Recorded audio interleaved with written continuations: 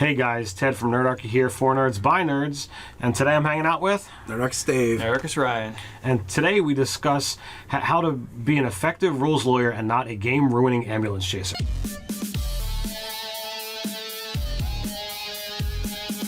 Drop down in the description below where you can find Nerdarchy newsletter, learn how to game with us as well as weekly RPG tips. So Adam from Nine of the Nag submitted this email to us, and he wants to know how can you be an effective rules lawyer.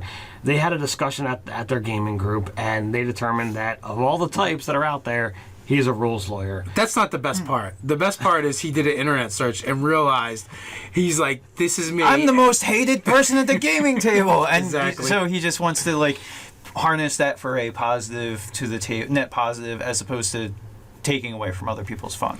Now, that being said, the way he posed it, it doesn't sound like he is. He sounds like while he recites the rules and knows the rules and tries to be helpful with the rules, he doesn't argue with the other players, and he accepts all the GM's rulings. Right. So that definitely changes the scope of it. And typically the rules lawyer is the one who argues with the GM and is like, but it says here on page 17. That's the real problem. A lazy DM, Michael Shea, he actually includes this type of player in kind of like his formula, the way he runs his games. And he talks about assigning different jobs to different players at the table in order to make the DM's job easier, make things run smoother. And he's like, if you have a rules lawyer at your game, use them as a reference. It's their job to find the rules, look them up, and settle any disputes with the raw. Yeah, I guess we can just throw a link to the Lazy Dungeon Master in the link in the description below, so you guys can find that. But yeah, like harnessing the power of what somebody likes to do, like if they're more of an admin sort of person, then you have them to always lean on and help you out.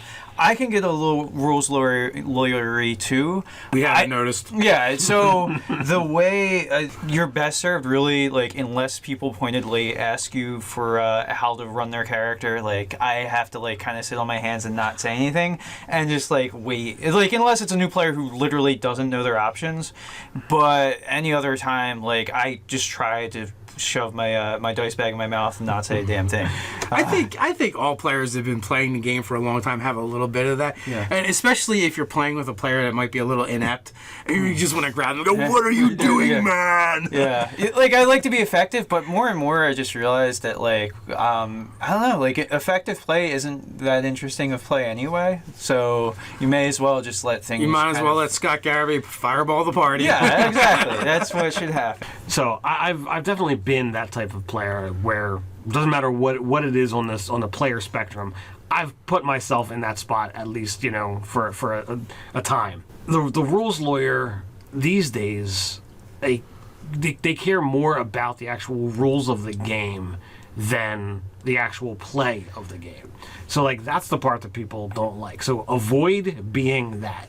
If the DM wants a rules call and you're willing to go look it up, that's not a rules lawyer. That's someone who's trying to be helpful. The rules lawyer really cares about playing to the letter of the rules as much as possible, but it is doing a good thing on Adam's part to let any GM ruling or DM ruling be the final word on things. And I think that's the important point, is like let your dungeon master just make the call because it is his or her table at the end of the day. Now, I mean, if you do have an emphasis on playing by the rules, like just don't argue a rule until like you can actually cite literal page, like pull up the page, show it to them right then and there, like if that's how your table runs. But otherwise it's on the dungeon master to make the call. And wait till the end of the game or a break. Yeah. So you're not stopping the game to be like, oh look, you were wrong, blah blah blah. And there's no benefit from look, you're wrong to the GM.